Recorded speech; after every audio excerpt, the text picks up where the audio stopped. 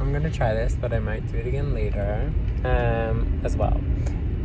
But there's this term in psychology that I loved so much, and it's called naive realism. And it's essentially when you feel like you personally view reality in an objective way, like an objective truth, without bias, without personal bias. And that sometimes because of this, you might feel smarter than everyone, or you might think you know better than everyone. And first of all, I just want to say that I think it's completely common that many people go through stages where they feel like they know better than somebody else. But the thing is that we're not actually objective people, beings in the world who participate in life objectively, because we've all had past experiences that color our individual, unique realities in life. And no singular individual holds like an objective perception. But there is a way to be more objective and to remove some of your own personal biases by learning more from a wide, diverse group of individuals. And I'm rolling my eyes because some people don't like the word diversity, which is so strange. So I'm gonna walk us through a little example. So let's say you have two kids growing up. And I'm just gonna use myself as an example because I have my own perception of how my childhood was. So this is me as a child. And then let's say you have another child who grew up and they grew up with a disability and they are deafblind.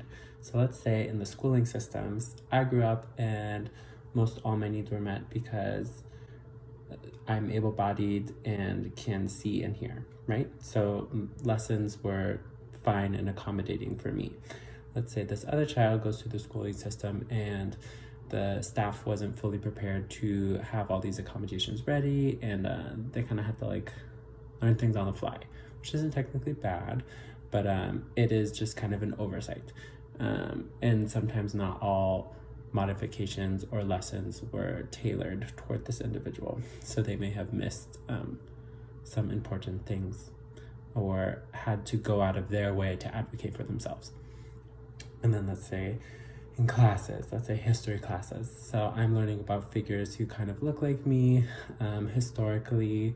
This other child doesn't really have many people in the history curriculum that really resembles who they are, or people who were deafblind or even had a disability at all, any other type of disability. And I'm pointing that out because it's not as if disabled historical figures didn't exist. They're just not as prioritized to be in required curriculum as important to learn about. So this child like grew up kind of with little representation of historical figures that were like them. And then let's say we're grown up now. So me and this other example, we're grown up, we're adults. My example, I go out to dinner and I get a menu at a restaurant and it's accessible to me and I can read it and I can order my food and it's fine. And then let's say this other person gets a menu and it's not accessible.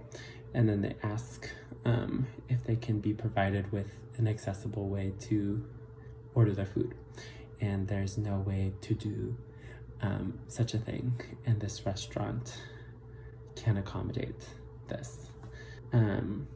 What I'd say is that an impulse from a large majority of society hearing about this situation might point their fingers at the restaurant and be like, you're discriminating and you're bad for doing this. And although it's true that this restaurant should have been more prepared for this scenario, this deafblind individual who has been growing up in a society where their needs and accessibility and representation has been consistently overlooked would maybe have a better insight at the fact that it's not just the restaurant that is the issue. It's like society as a whole is not set up in an equal or equitable way to meet this person's needs. And I'm mentioning this because with the term naive realism, it's very easy for perhaps me, before I was aware of this information, let's say that. So before I was aware of this information, it'd be easy for me to look at something and be like, oh, this one isolated incident is bad. And because I'm not actually finding out more about what this person goes through, I'm only looking at this one isolated incident. Whereas this other person has more of a true understanding of how society has not been accommodating to them throughout their life historically. And they would be able to explain that to you, but you would have to be willing to drop the fact that you think that you know what that's like. You'd have to find out from this person or from this community of people who face this type of oversight often. So in this instance, I'm just pointing this out to say that with naive realism, you might falsely believe that society is working fine, where you think, well, if these things aren't happening to me, then things are fine. And if these things happen to other people, it's just an isolated incident. But rather, if you didn't fit this mold, and society wasn't tailored and created around your needs, you would see that society doesn't meet your needs often, and it never has as adequately as it has this other group. And the problem is, we don't live in an equitable society that's just and fair and makes time to consider everyone's needs. So yes, in order to challenge that, I feel like it's important to know of the term of naive realism, and a way to combat that and fix some of the barriers in society is to learn from people who have been disadvantaged by design, like within the way our society was structured. And if you're made aware of somebody whose needs are not met, and you're like, oh fuck, why didn't I know this? It's fine to not know it, but once you learn, it'd be great to acknowledge it and go from there. The wonderful thing is that once you're made aware of the fact that no singular individual holds like absolute truth or reality, and then take that energy and focus on how we can learn from people with different backgrounds and different experiences.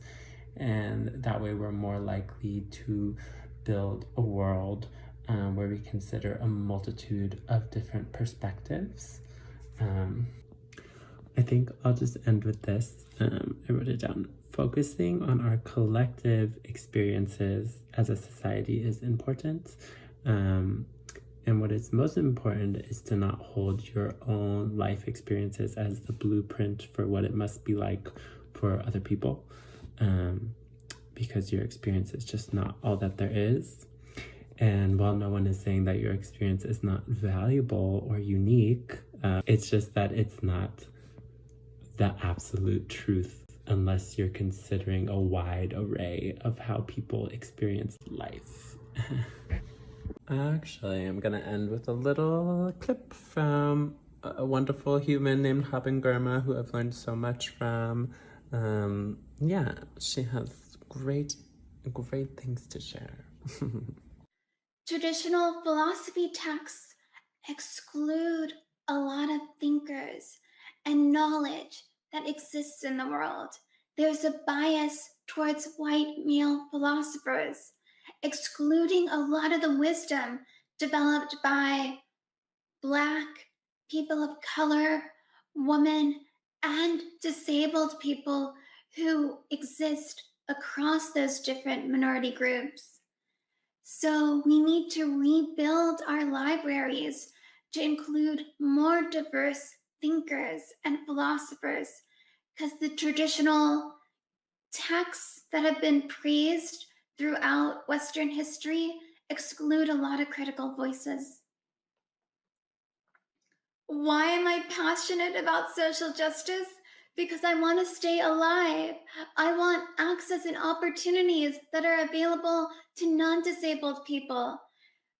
Disabled Black and Brown people are at greater risk of police violence.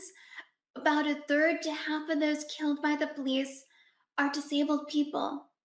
A lot of individuals in power, police officers, TSA agents, walk into situations assuming one can see, hear, move in certain ways, and that is terrifying and leads to many deaths. Knowing all these injustices exist moved me to advocate for change, to be a social justice advocate.